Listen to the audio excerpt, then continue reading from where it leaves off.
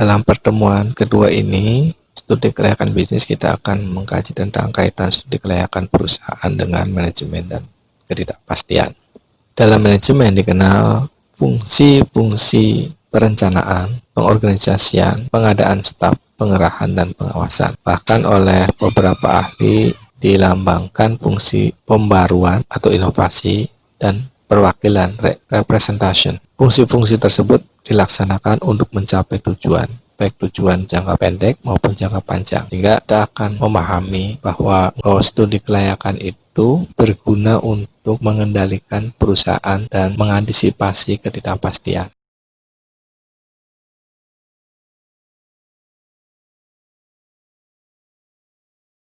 Kita akan membahas satu persatu kaitan studi kelayakan perusahaan dengan manajemen. Di antaranya adalah fungsi perencanaan, fungsi pengorganisasian dan pengembangan staf, dan fungsi pengarahan, fungsi pengawasan. Keempat, fungsi manajemen ini akan dikupas satu persatu sehingga kita bisa lebih jelas kaitan antara studi kelayakan dan manajemen.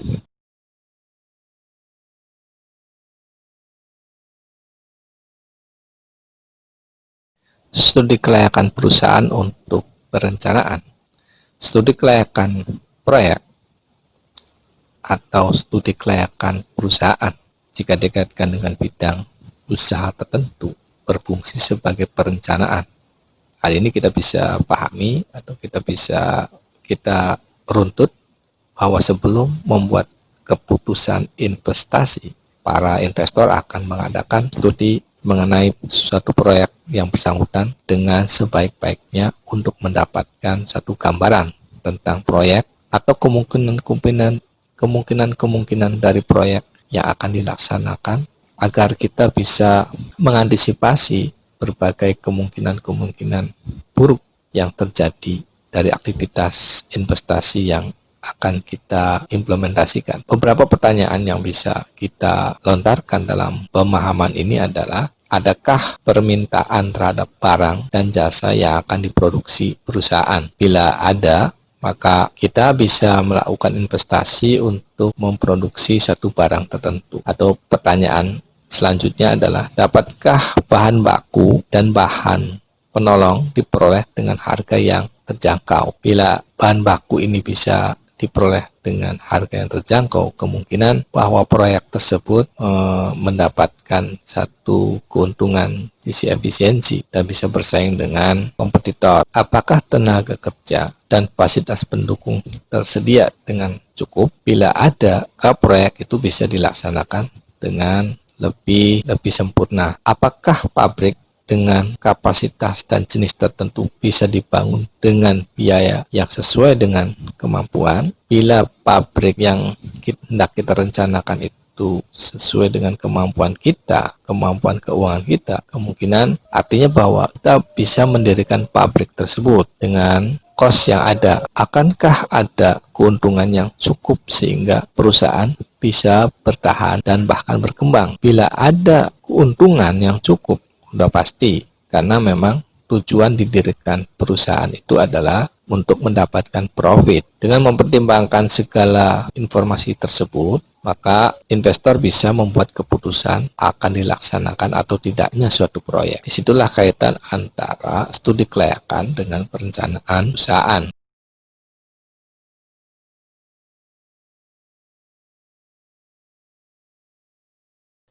Kaitan studi kelayakan perusahaan untuk pengorganisasian dan pengadaan staf.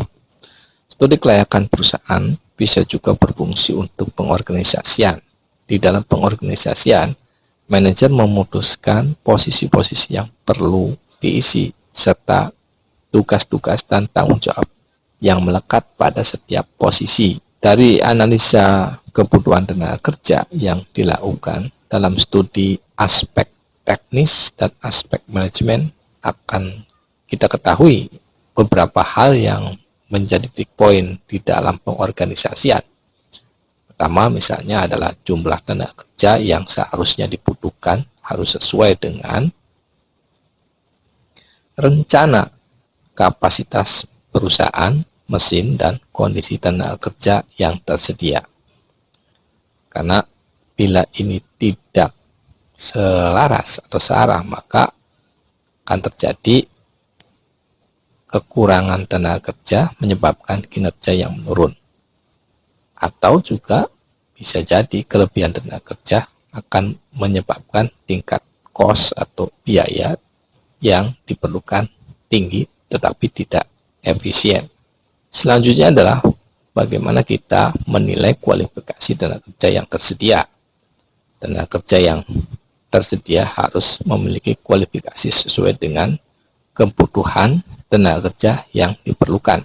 Bila kita menghendaki seorang sekretaris, maka yang diperlukan adalah seseorang yang mampu mengerti tentang contoh administrasi tentang perkantoran, surat menyurat, kemampuan di dalam mengetik, kemampuan membaca resume, kemampuan di dalam menyimpulkan suatu hasil-hasil rapat, dan berbagai kemampuan-kemampuan yang seharusnya dimiliki seorang sekretaris. Yang keempat adalah tugas, wewenang, dan tanggung jawab dari setiap tenaga kerja sesuai dengan bagian organisasi yang dibutuhkan proyek. Tugas dan tanggung jawab ini harus selaras dengan kemampuan tenaga kerja yang dibutuhkan untuk satu proyek tertentu. Dari analisa aspek teknik dan aspek manajemen, seorang manajemen dapat memutuskan kualifikasi pekerja yang sebaiknya tersedia untuk menduduki posisi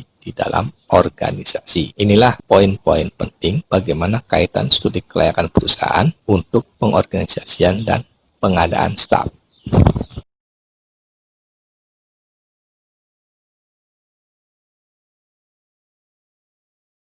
Studi kelayakan perusahaan untuk pengarahan, untuk memperlancar pelaksanaan proyek agar tujuan yang diinginkan bisa tercapai. Umumnya, tugas-tugas yang akan dilakukan diuraikan dalam suatu daftar yang agak fleksibel, termasuk cara-cara untuk memotivasi pekerja dengan memahami kebijakan umum dan tujuan jangka panjang yang telah digunakan perusahaan, yang antara lain bersumber dari studi kelayakan. Manajer dapat memberikan pengarahan kepada bawahannya. Jadi, studi kelayakan ini bisa juga dijadikan pedoman untuk bagaimana seorang manajer membuat satu kerangka kerja atau kerangka landasan kerja untuk melakukan proses koordinasi dengan para bawahannya. Sehingga studi kelayakan perusahaan ini juga bisa dijadikan satu bentuk untuk pengarahan yang dilakukan oleh seorang manajer.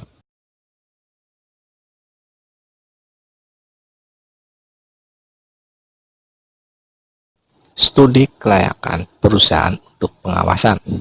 Pengawasan merupakan hal yang sangat penting untuk menjamin bahwa standar dari perencanaan yang sudah ditetapkan itu berjalan sesuai yang diharapkan. Dalam melaksanaan pengawasan, manajer membutuhkan pedoman untuk menentukan sejauh mana pekerjaan telah dilaksanakan dan kemajuan yang telah dicapai dalam mewujudkan tujuan. Studi kelayakan menyajikan pedoman dalam bentuk anggaran sejauh mana penyimpangan pelaksanaan dari rencana yang telah disusun dalam studi kelayakan akan dapat segera diketahui, sehingga bila perlu sejauh mana kemajuan yang telah dicapai dapat dibandingkan dengan sasaran yang telah digariskan dalam studi kelayakan. Contoh, dalam studi kelayakan merencanakan bahwa perusahaan akan memproduksi traktor dengan banyaknya sekitar 25.000 unit dalam setahun, sesuai dengan proyeksi permintaan yang telah diperhitungkan sebelumnya.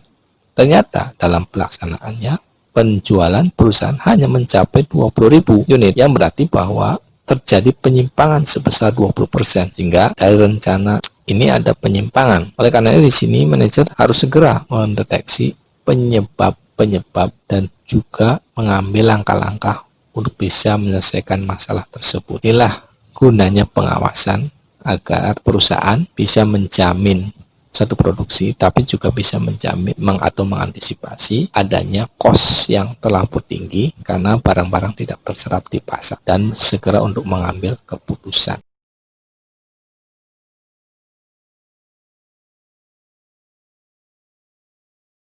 dunia yang kompleks, yang memiliki beragam variabel di dalam menentukan satu keadaan atau satu variabel.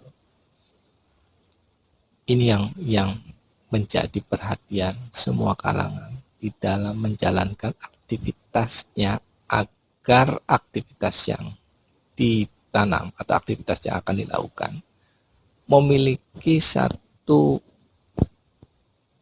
bentuk kepastian untuk bisa mencapai satu tujuan.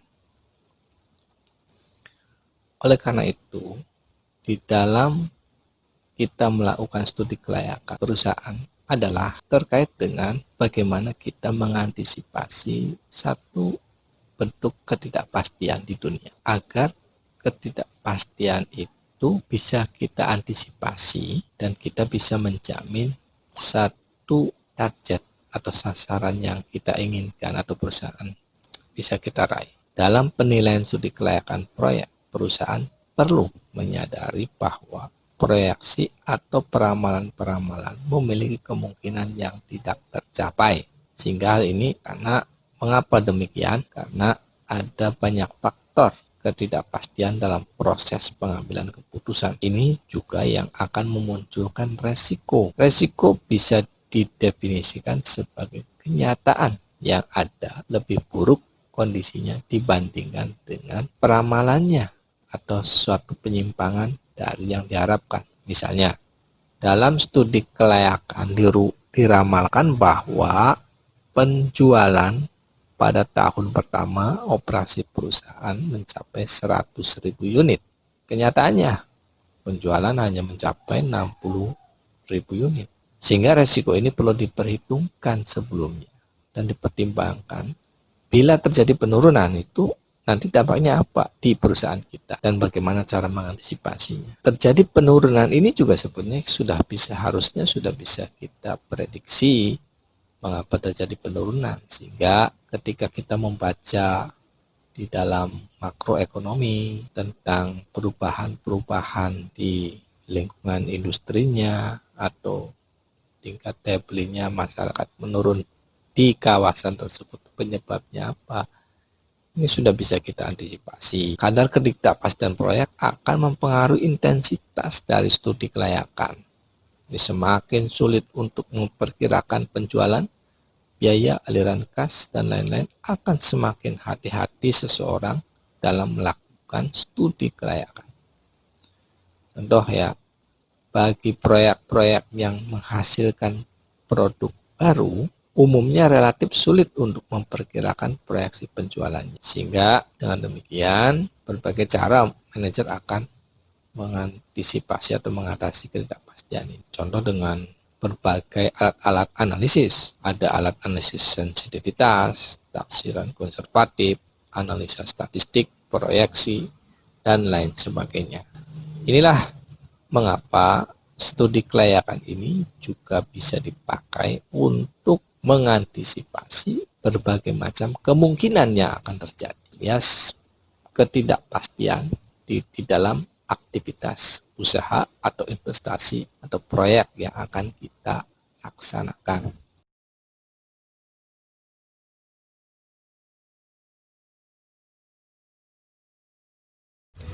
Baiklah, kita akan membahas tentang bagaimana satu perusahaan itu memiliki tujuan atau satu proyek yang kita atau hendak kita laksanakan itu memiliki tujuan yang berbeda-beda. Pada dasarnya adalah proyek itu memiliki tujuan prinsip. Jadi kalau kita melihat atau membahas tentang tujuan proyek itu akan berbeda-beda tergantung dari jenis proyek itu. Apakah proyek itu bentuk dari proyek atau kegiatan yang berorientasi profit atau berorientasi nirlaba atau non profit. Namun pada prinsipnya sama, yaitu menilai sehat tidaknya suatu proyek baik dari segi teknis, ekonomis, keuangan, manajemen. Misalnya penilaian dari segi teknis yang meliputi penelitian, analisis, dan desain teknis sudah memadai atau belum. Jadi selain itu juga segi manajemen perlu dinilai apakah rencana susunan manajemennya termasuk para pemilik perusahaan sudah memuaskan atau bisa diterima atau tidak. Penilaian proyek juga meliputi sumbangan atau nilai proyek terhadap perekonomian nasional. Umumnya ini adalah proyek-proyek pemerintah. Kalau proyek pemerintah itu kan sudah dijelaskan di awal bahwa pemerintah bila melaksanakan satu proyek itu tujuannya adalah bagaimana meningkatkan taraf hidup atau kesejahteraan masyarakat sekitarnya. Namun berbeda dengan seorang pengusaha untuk mendirikan satu perusahaan atau proyek. Seorang pengusaha akan mengurungkan, maksudnya mengadakan investasi dalam suatu proyek bila setelah mengadakan penilaian dari berbagai aspek dapat kirakan bahwa investasi tersebut tidak memberikan prospek keuntungan. Jadi penilaian sangat perlu dilakukan mengingat adanya kelangkaan sumber dana yang tersedia sehingga tidak semua proyek dapat dilaksanakan karena tidak semuanya memberikan keuntungan. Proyek-proyek tersebut tidak semuanya dapat dilaksanakan secara bersamaan. Dalam menilai proyek, setiap penilai memiliki standar penilaian yang berbeda. Penilaian menentukan layak atau tidaknya suatu proyek berdasarkan standar yang telah mereka tentukan dengan berbagai kriteria penilaian. Tahap penilaian dalam suatu kehidupan proyek adalah waktu yang diperlukan oleh seseorang atau sekelompok penilai objektif yang memungkinkan untuk menemukan kelemahan-kelemahan proyek guna mendapatkan kesimpulan yang objektif bahwa proyek bisa dilaksanakan atau tidak. Jadi dasar penilaian proyek adalah bahwa proyek akan berhasil jika sehat dalam semua aspek yang dinilai. Jadi kalau kita bahas secara umum, analisa proyek itu bertujuan untuk memperkirakan tingkat keuntungan yang dapat dicapai melalui investasi dalam suatu proyek agar tidak terjadi pemborosan sumber daya sehingga dapat menghindari proyek-proyek yang tidak menguntungkan. Tujuan lain adalah untuk mengadakan penilaian terhadap kesempatan investasi yang ada sehingga pihak-pihak yang berkepentingan dapat memiliki alternatif proyek yang paling menguntungkan guna menentukan prioritas investasi.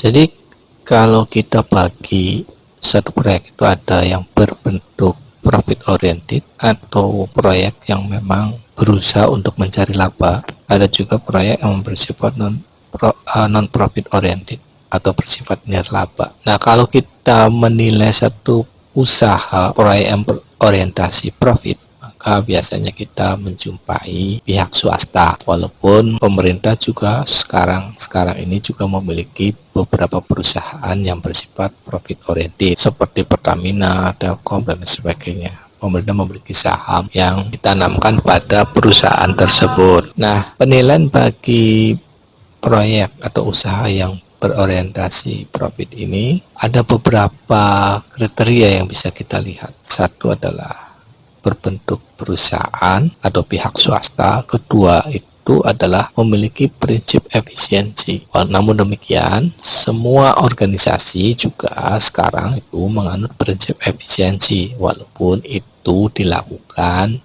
oleh pihak pemerintah. Namun bagi perusahaan atau usaha yang berorientasi laba, prinsip efisiensi itu adalah sangat fundamental karena terkait dengan eksistensi dan sustainability atau keberlangsungan dari perusahaan tersebut. Bila perusahaan tidak menganut prinsip efisiensi atau cost-nya lebih besar daripada pendapatan katakanlah atau capaiannya, maka sudah dipastikan bahwa perusahaan tersebut atau aktivitas usaha tersebut akan tutup atau mati. Yang ketiga adalah bagaimana meminimal resiko. Jadi mengantisipasi resiko itu adalah bagian dari penyelamatan usaha untuk bisa bertahan. Bila perusahaan dibawa pada kegiatan-kegiatan yang beresiko tinggi, maka itu akan beresiko atau berdampak pada kelangsungan hidup. Contoh misalnya sebuah bank menginvestasikan besar-besaran di dalam permainan falas, ya, permainan falas yang atau menginvestasikan pada keuntungan jual beli falas. Bila terjadi lonjakan nilai kurs yang tidak stabil, maka dampaknya adalah akan menggerus dana yang dimiliki oleh bank tersebut, di mana dananya yang dimiliki bank itu adalah dana pihak ketiga atau dana masyarakat. Dana masyarakat itu kan harus dibayar atau diberikan nilai bunganya. Bila kegagalan di dalam investasi falasnya itu sangat besar, maka otomatis bank tidak mampu untuk membayar. Jangankan bunganya, modalnya pun atau pokoknya sendiri tidak mampu untuk dikembalikan. Akibatnya apa? Terjadi ras atau ketidakpercayaan masyarakat terhadap suatu bank, dan hal itu akan berdampak pada semakin ambruknya bank. Bila dalam satu waktu masyarakat mengambil uangnya di bank tersebut, maka bank itu sudah pasti lumpuh dan sudah pasti akan terjadi gagal bayar. Bila bank itu sudah gagal bayar, maka siapa yang mau atau masyarakat mana yang mau untuk menabung pada bank tersebut? Salah-salah uangnya hilang atau uangnya tidak bisa dikembalikan dalam waktu atau dalam tempo yang sangat cepat. Yang selanjutnya adalah perencanaan yang matang. Umumnya perusahaan atau badan usaha yang berorientasi laba itu memiliki kematangan di dalam perencanaan. Perencanaan disusun sedemikian rupa untuk bisa agar resiko-resiko yang akan terjadi itu benar-benar sangat minimal. Yang terakhir adalah titik beratnya pada aspek komersial, jadi tidak bersifat sosial. Kalau perusahaan-perusahaan yang mungkin sahamnya dimiliki oleh pemerintah, ada aspek yang mungkin bersifat sosial, misalnya membangun jalan. Pertamina membangun jalan di sekitar lokasi pengeboran dan sekian kilometer di beberapa daerah yang lain. Itu bisa saja dilakukan oleh perusahaan Pertamina. Nah, kalau di swasta murni mungkin tidak seperti itu karena merasa sudah membayar pajak dan sebagainya. Nah, aspek komersial di dalam usaha yang penilaian usaha yang bersifat profit oriented ini memang sangat kental aspek komersialnya, aspek yang bersifat transaksional, aspek yang bersifat bagaimana perusahaan bisa mendapatkan keuntungan dari semua kegiatan-kegiatan yang dilakukan. Itulah penilaian bagi usaha pencari laba, beberapa item yang bisa kita pahami.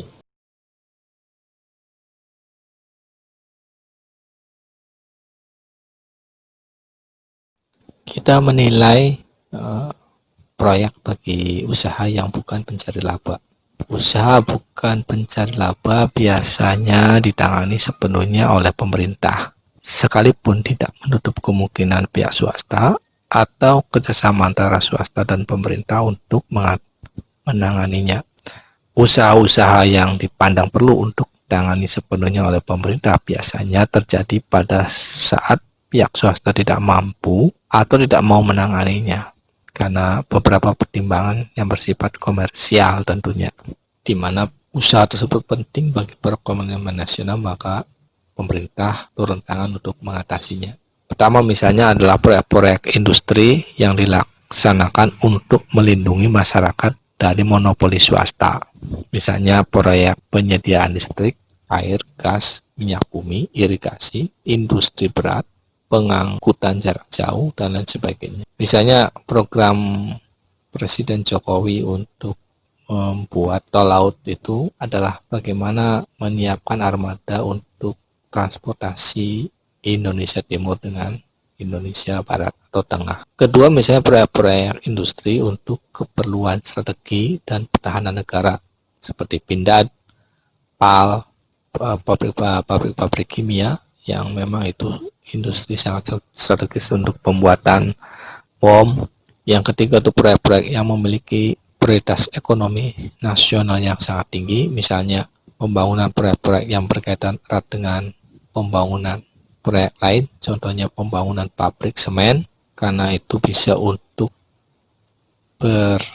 dibutuhkan untuk kegiatan-kegiatan pembangunan lainnya, karena itu adalah industri dasar yang harus dimiliki oleh satu atau harus ada di satu negara untuk pembangunan infrastruktur tentunya.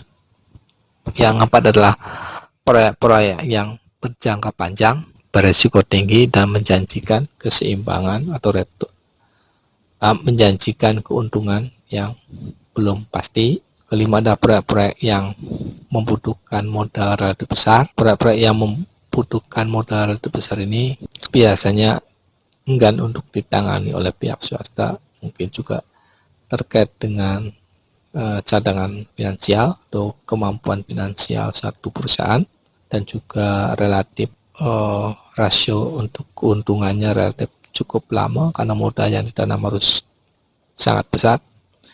Proyek yang bermodal besar dalam arti memerlukan modal pembiayaan besar sehingga biasanya dihadapkan pada kewajiban pembayaran dan bunga yang cukup besar, sehingga analisis investasinya itu cukup merepotkan cash flow perusahaan. Yang keenam adalah proyek-proyek baru. Swasta biasanya tidak memiliki inisiatif dan keinginan untuk memasuki industri yang belum mereka kenali. Ini adalah sifat-sifat yang pasti dipunyai oleh seorang entrepreneur untuk tidak memasuki satu daerah yang tidak dia kuasai, sehingga itu akan beresiko besar untuk pencapaian kesuksesan dari suatu usaha. Walaupun mungkin sekalipun kelayakan atau proyeknya itu cukup menguntungkan secara komersial, namun sangat jarang atau sedikitlah pengusaha yang berani terjun pada bidang-bidang baru yang belum dikuasai. Jadi dengan demikian ya, adanya berbagai tujuan yang harus dicapai dalam proyek-proyek yang dibangun pemerintah, mendorong pemerintah untuk melaksanakan proyeknya secara kurang efisien, dan sering terjadi pertentangan tujuan dan kekurangan informasi mengenai kebijakan yang sangat diperlukan bagi tercapainya kegiatan terarah.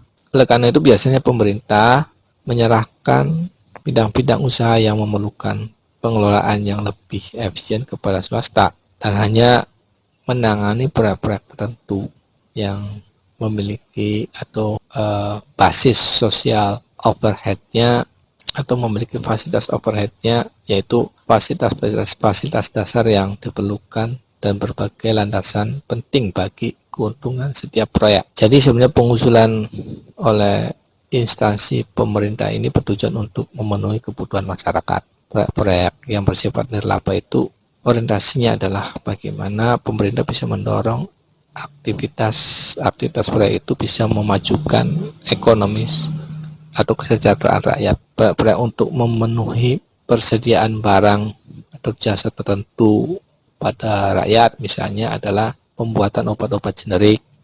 Proyek-proyek yang mampu menciptakan kesempatan kerja, proyek-proyek yang untuk perbaikan tingkat pendidikan dan kesehatan, perbaikan dalam sistem atau struktur, atau merupakan proyek-proyek yang cenderung diusulkan dan ditangani oleh pemerintah, dan biasanya proyek-proyek semacam ini tidak semata-mata bertujuan untuk cari laba atau keuntungan. Jadi proyek bukan pencari laba dimungkinkan juga sebenarnya ditangani oleh swasta. Namun secara umum proyek-proyek ini ditangani oleh pihak pemerintah karena memang tujuan pemerintah itu pure bersifat sosial. Bagaimana kesejahteraan secara nasional itu bisa terjamin atau tercapai. Itulah tujuan sosial yang akan dilakukan oleh pemerintah.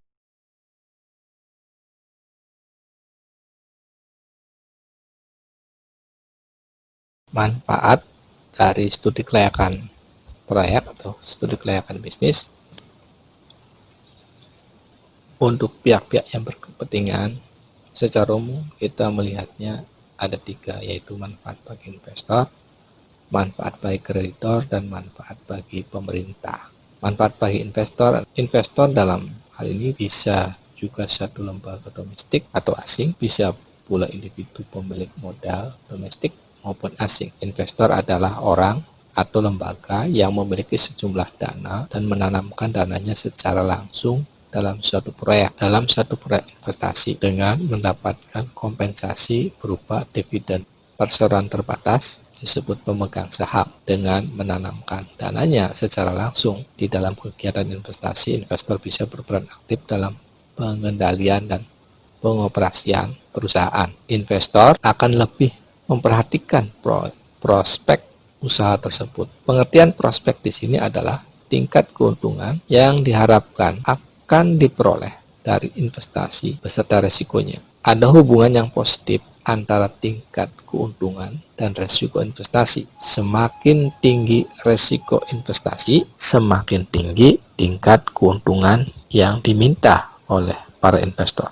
Para investor dalam menanamkan dananya menggunakan prinsip bahwa proyek yang akan dibiayainya harus benar-benar dipersiapkan dan harus layak dari segi teknis, ekonomis, dan keuangan. Hal ini karena mereka tidak menginginkan proyek gagal. Jadi biasanya investor itu menuntut analisa teknis, analisa ekonomis, dan analisa keuangan sudah selesai, sudah jelas. Oleh karena itu diperlukan studi yang serius dalam merencanakan suatu proyek yang disebut studi kelayakan perusahaan. Studi kelayakan tersebut bisa dibuat oleh calon investor. Jika studi kelayakan dilakukan oleh pemilik proyek yang masih membutuhkan penanam modal lainnya, fungsinya adalah untuk menarik minat penanam modal dan meyakinkan para calon penanam modal bahwa proyek memiliki prospek keuntungan yang baik. Jadi calon penanam modal tidak perlu ragu untuk menanamkan dananya dalam proyek tersebut. Jadi manfaat bagi kreditor di sini adalah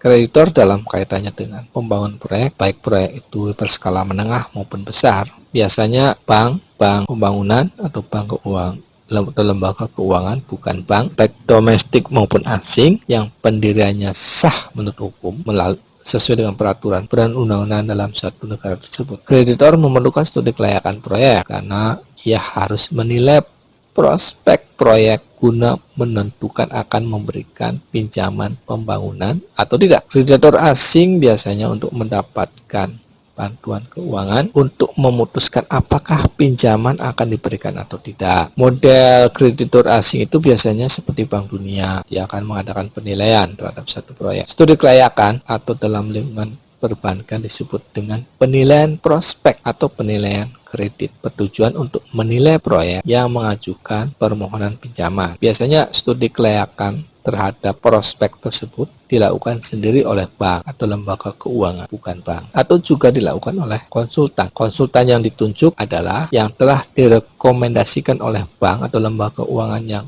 bersangkutan. Jadi keputusan dicairkan atau tidaknya suatu pinjaman didasarkan pada standar penilaian yang diberikan oleh masing-masing lembaga. Contohnya tingkat bunga pinjaman investasi Bank A adalah 20% per tahun, sedangkan tingkat kredit investasinya Bank B adalah 22% per tahun. Perbedaan tingkat bunga ini tentu saja akan mempengaruhi perhitungan proyek keuntungan dari proyek X. Jika proyek X mengajukan permohonan kredit proyek A ke Bank B dan Bank A sekalipun perlu dicatat bahwa pertimbangan dalam pengambilan keputusan disetujui atau tidaknya suatu permohonan kredit semata-mata tidak hanya dilihat profitabilitas komersialnya, melainkan juga profitabilitas ekonomi nasional dan faktor-faktor lain. Selanjutnya adalah manfaat bagi pemerintah.